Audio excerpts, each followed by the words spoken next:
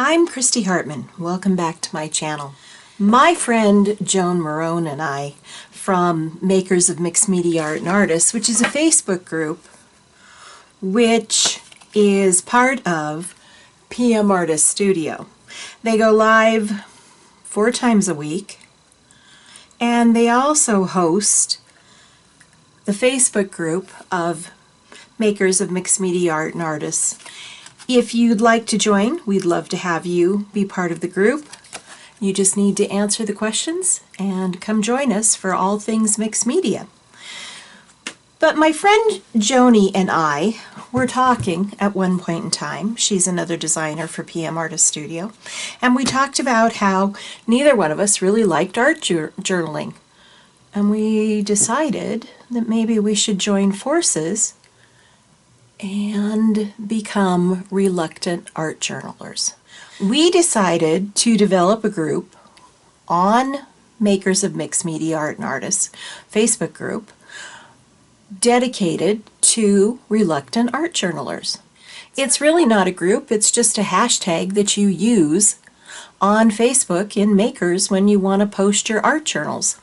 I wanted to show you my art journals and the progression of these so far since the first of the year. This is the art journal that I decided to start with this year. Mariah of pmartiststudio had developed this plan for this book, and it was an accordion book, and I really liked it, and I was inspired to make my own. And this is what I thought I was going to work in all year, and I did quite a bit of work in it. This is my first couple of pages, and what I did, this is a 6 by 6 inch book, I think. It's fairly heavy. I have put my gel prints down on the backs of each page. This is something I'm planning to put in here eventually. This is one of my stamps from pmartiststudio. It's the hibiscus. But I've also added some layers to these pages. This page is not finished yet. I have some things I want to put over here. Just haven't done it yet. These are empty, soon to be filled. These are, I have borders on these, haven't filled them yet. And you open this up this direction. I added a bump out page here where you flip this open and you have a stair-step type book with all of these different pages that I added. This is my desert scene that I did. There is actually a video for this one. I think it's a short that I show for this one. Next page, nothing. This page, I added the, for reluctant art journalers, what we're doing is we add a prompt each month, 2 of them actually. And this prompt was to use a frame and frame something on your page. And I decided to frame my little zombie characters and incorporated some different stamp pieces. And then the back page, I'm using, for the lack of a better closure, I'm using this elastic band. Then, one wasn't enough.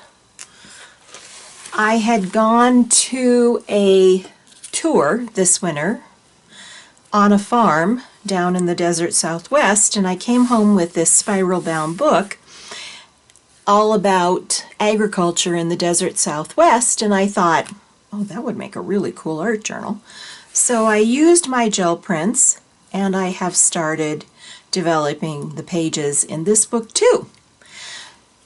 So you can see this is the front cover. I also covered up the binding with some gold marker. First page, which is going to be a prompt eventually for in Makers of Mixed Media Art and Artists, but you can see what mine looks like. I haven't posted this prompt yet, so you'll have to wait. This was a landscape. This is a wheat field in eastern Montana. Here is a mountain scene of a landscape with gel prints in the background. These are all gel printed brayer-off papers, and then I used colored pencil to add all of the detail. This was a gel print gone wrong, actually, that I added doodling and lots of marker work to. This one has a tag where you pull it out, and lots of doodling, lots and lots of stamped images, all of my gel prints in the background. This one is a tropical scene with my hibiscus stamp in the foreground, palm trees, different elements that give it the tropical look. This one is a floral page. Used all kinds of stamped images and colored pencil along with the gel prints. This is another tropical page where I have monstera leaves cascading through the pages. Another framed page, just like in the previous album. This one has some stamped images. It has the frame. It has some doodling. It's a very busy page. I'm not too sure if it isn't too busy. However, I think the solid color of the frame kind of pulls it all together. This page is another doodled page. This is a tip out. Have done nothing to these pages yet. I'm waiting for some inspiration. Another gel printed paper, and then these are all unfinished, and I'm waiting for some inspiration for these. So that's my second art journal. The art journal I'm going to work in today is a watercolor journal. This is a brand new watercolor sketchbook, and this is Hahnemühle, I'm not really sure how to pronounce it. And it is a watercolor book. It's 100% cotton, cold press, 250 GSM, or 120 pounds. And it's it's about 7.5 inches square. It's a little pricey, trust me. I spent a lot of money on it. But I've had this brand of sketchbook before, and I really love them. They're really worth the extra money. So we're going to do a little bit of stamping today. We're going to stamp with my new cone flowers. We're also going to stamp with my wood rose stamp. We're going to use the wild rose stamp because I want it kind of all over the place. And then if we have room, I'm going to add some of these, which are Darcy's Flower Centers, and then this one is the Sketchy Scallops by Sophia. Okay, let's try it on this one.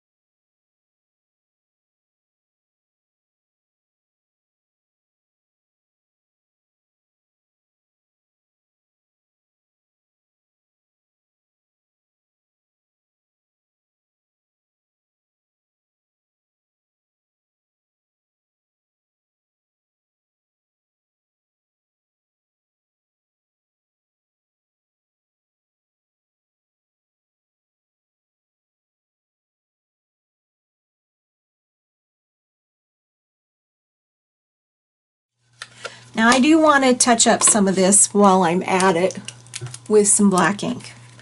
For one thing in here,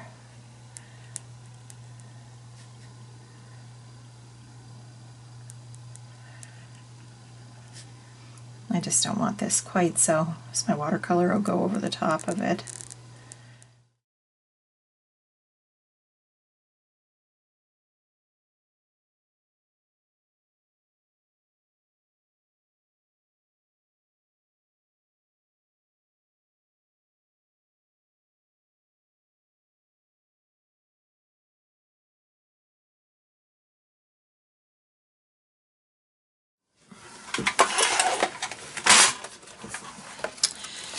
we're going to, I don't know that we're going to paint all of these, but we're going to paint at least one.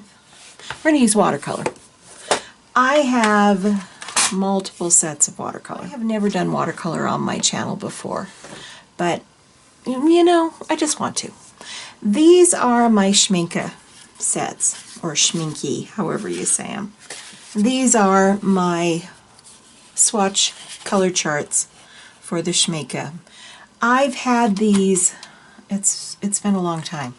My tin is also a Schminke tin. All of my tins are, because I bought these before you could buy before these tins were readily available. And I buy them in a half pan, and then I have the tubes, and when I need to refill them, I do. These are my Daniel Smith. This is, let's see. Yep, this is the correct one. I've done some new charts for these. Here's the first set. I have my blues on top, my browns, yellows, and turquoises on the bottom. And that is my Daniel Smith set. Whoops, sorry. That is my Daniel Smith set. The second Daniel Smith set is smaller. I don't have as many paints in it. And it is, let me grab the color chart for it. It's right here. It is my reds, roses. I have a couple extras, the black tourmaline, the Sedona, and the bloodstone incorporated in it. Now I just purchased a new set of paints, and these are handmade, Stone Ground Paint Company. And I believe they're out of Canada. And here is the palette for them. They did it for me, I don't have to do it. And they're really, really lovely. And they look like that. I don't really know a whole lot about these other than I've seen them advertised and thought, oh, interesting. I found them locally in Helena, Montana. They were at the Queen City Framing and Art Supply store. I dropped some money there because I had a bunch of stuff that I wanted to try. So I thought today we might try some of these. I think they're kind of fun. So we're going to try them. And we're going to paint at least one of these flowers. Spray a little water in these to get them activated. It takes, you know, if any of you paint with watercolor regular, you know, it takes a minute.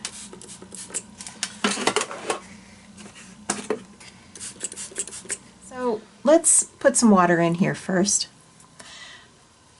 I don't always do this, but I'm going to today. It's because I really want this to be kind of fast and loose. So I'm just going to put a little water down. Yeah, let's start with the sea green. I'm just curious how it's going to work.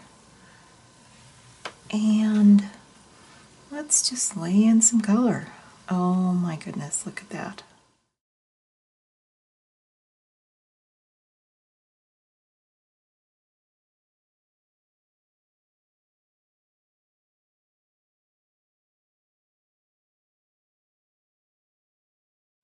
What color do I want? Let's go with Sleeping Beauty turquoise. Okay, and let's just drop in this Sleeping Beauty right here in our center area.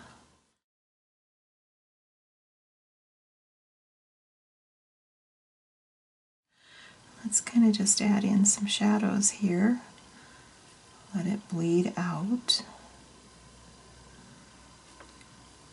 Same thing up here. Not quite dark enough. And remember, watercolor always dries much lighter than what it looks when you're starting out. So keep that in mind. I don't believe these are staining colors, so if we want to lighten some of these areas, we're just going to pull that paint right out and lighten up that area.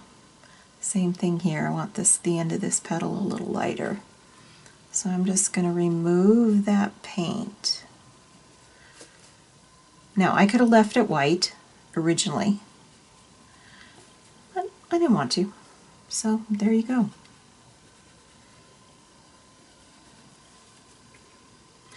One thing that, if you're a purist of watercolor, you do not add white or black to your paints, which I always thought was interesting. Oops, I'm getting a little spillage here.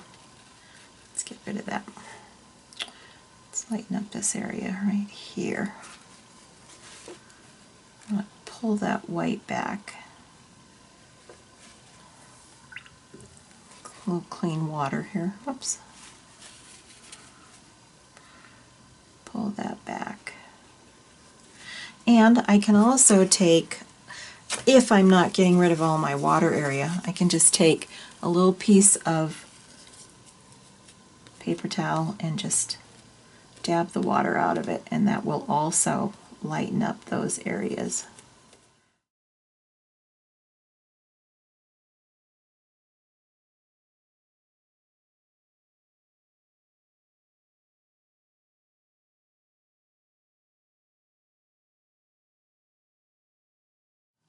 Allowing paints to dry and bleed out, and then coming in over the top of those light areas and adding some dark layers. And you can do that like I'm doing right now, where you allow these layers to begin to dry and then add in some of your darker layers. Because it's slightly damp, it's going to bleed out slightly, but certain areas, as it dries, it's going to quit bleeding. But it will also create a little bit of a soft edge until it's completely dry, and then it might create a little bit of a harder edge. And if you don't know what I mean, a soft edge is when your layers bleed out into your previous layer, and sometimes you want that hard edge because you want that definition between the two layers, but sometimes you don't, and you do what I'm doing right now, which is just blending it out slightly.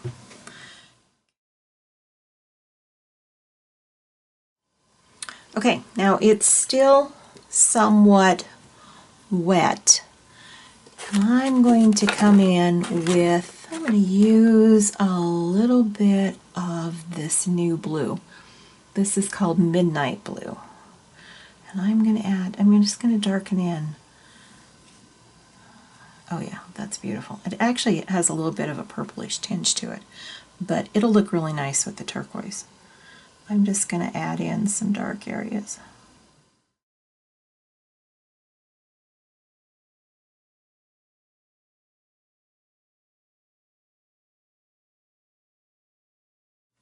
This area up in here, I don't like that hard edge, so I just am coming in with a damp. It's not terribly wet, it's just a damp brush.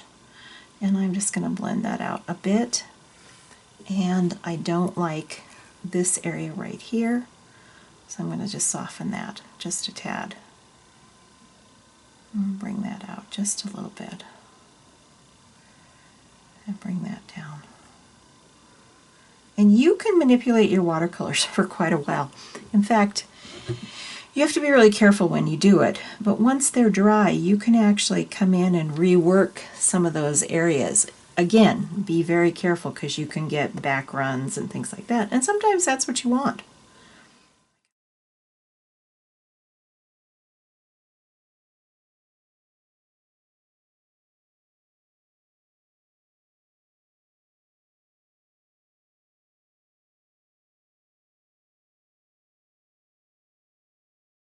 Next, I think we'll use this Tiger Lily and the Mountain Rose because I want to see how these.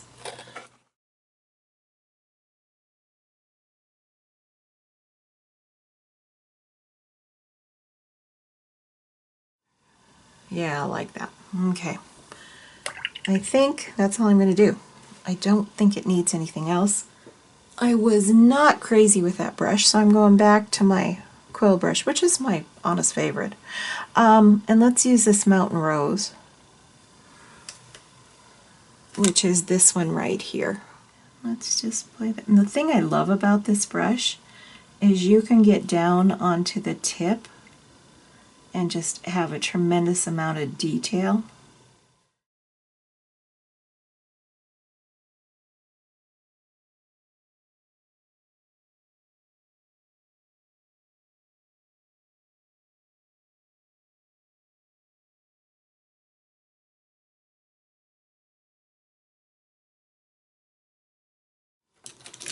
And these are the Deco Gel pens,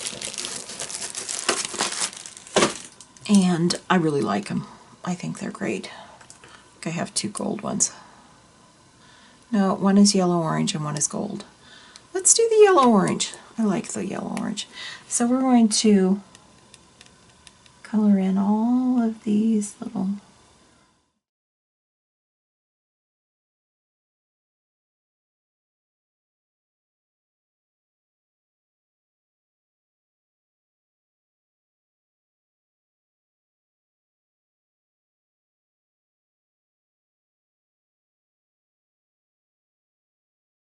that yet.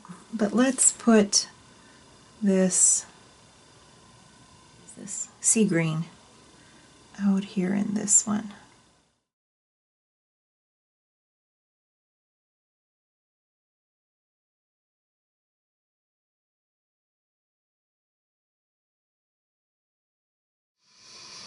That, my friends, is a layered watercolor. Now, I will probably come back and do some more of these.